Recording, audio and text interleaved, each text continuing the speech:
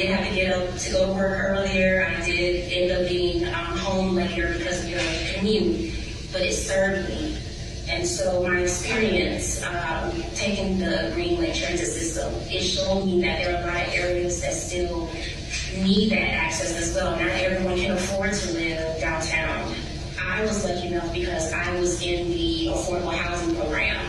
I never lived in it before. Coming to find out about Dr. Edward E. McLaren and finding out what his legacy was as a Black doctor that served his community in the 40s and 50s, that also added a lot of empowerment to who I wanted to become. That video was of me, Carmen Pendergrass, South Carolina native. That video was of me advocating for myself back on September 23rd in Greenville, South Carolina.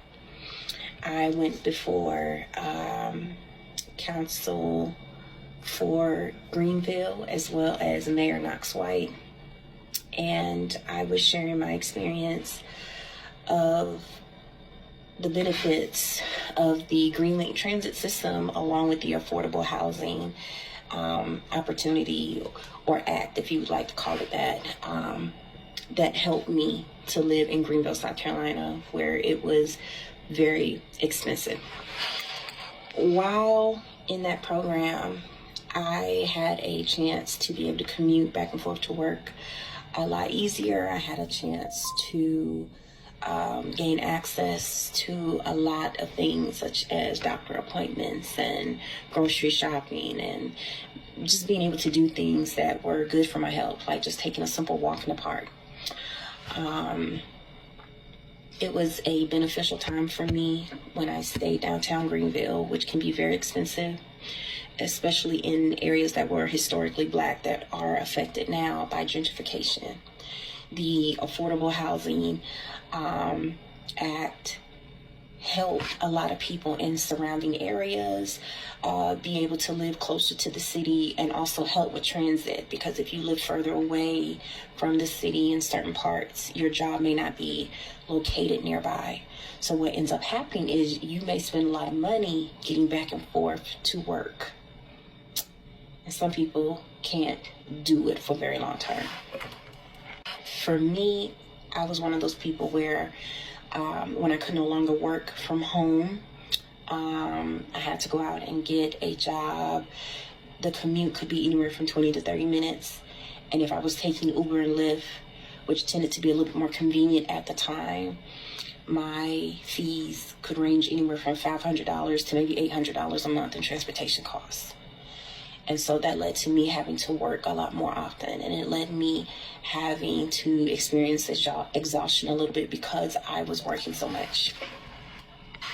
When I took part in the affordable housing opportunity, I was able to rent a really nice downtown apartment and pay about 25% less than what other people would be able to, or would have to pay. And so that helped me out because I was able to decrease the cost of my transportation costs and apply that to food, medicine, insurance needs, and different things, while still being able to benefit from the transit center being nearby and being able to take that much needed walk near Falls Park and just live life a little bit more easier, which was better on my health. The location that I stayed at was the Dr. Edward E. McLaren building. It was actually called the McLaren, but it was named after him. He was a Black doctor that took care of his communities when segregation was alive and well in the South. McLaren took on building a hospital with his own money. He spent at least $400 to buy land next to his home in what is now downtown Greenville. And he spent an additional $15,000 constructing a hospital that took care of the area's Black population, because white hospitals and white doctors would not take to caring for individuals such as us and our elders during that time. And so when the only Black hospital closed down because of fire hazards and whatever else, he took on that responsibility of being willing to assist his community. And so he put back into the community what could be known as courage and love and self-sufficiency. He gave back to his community. Now here's where the advocating comes into play, because in light of such a wonderful individual giving back to his community in the way that he did and creating a legacy where people knew that they could go see him. We have people still living today who were seen by Dr. Edward McLaren, and the only thing that I have heard was how kind he was, how generous he was. This man was born in Abbeville, South Carolina, went on to Howard University to become a doctor, and instead of staying up yonder, as we say, up north or whatever, he came back down south to help take care of his people. And everybody that I ran into that knew of him or were actually seen by him, they all had the same story, that he was a kind man, that he was a gentle man.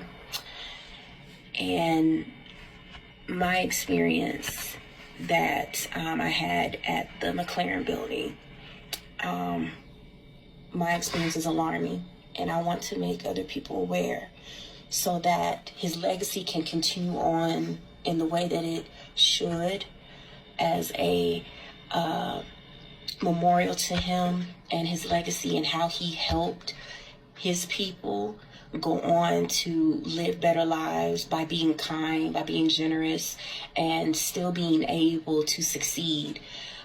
But I also want to make sure that our stories are shared and our experiences are shared, because when anything threatens that, I believe it's our duty to come in and put a stop to it, or raise awareness of what's going on so we can prevent it from happening to someone else. So here you will see the property manager of the McLaren. This person's name is Sylvian Mzeli, and they were the property manager, or they may still be the property manager at the McLaren. I had not had an issue with the location, with anyone working there or living there, until I ran into a financial financial issue. And so I reached out to the property so I could get it rectified. I ended up not receiving the care that a proper property manager should provide, such as just decency. I actually ended up experiencing harassment and coercion from this person.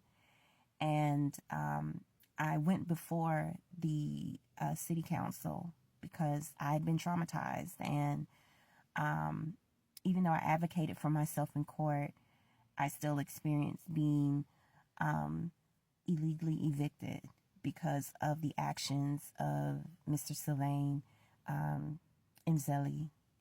And so this is an issue that I am concerned with. Like, I don't want it to happen to someone else. Here is where I am showing my efforts to rectify my situation. I put in effort through SHARE, an agency that helps people with overcoming struggles in the Greenville area, the Greenville, South Carolina area. I put in the effort to take care of my bill and make additional payments so I could get caught up to complete my remaining 2 months at the McLaren. But the coercion and the harassment by Mr. Nzeli interfered with that.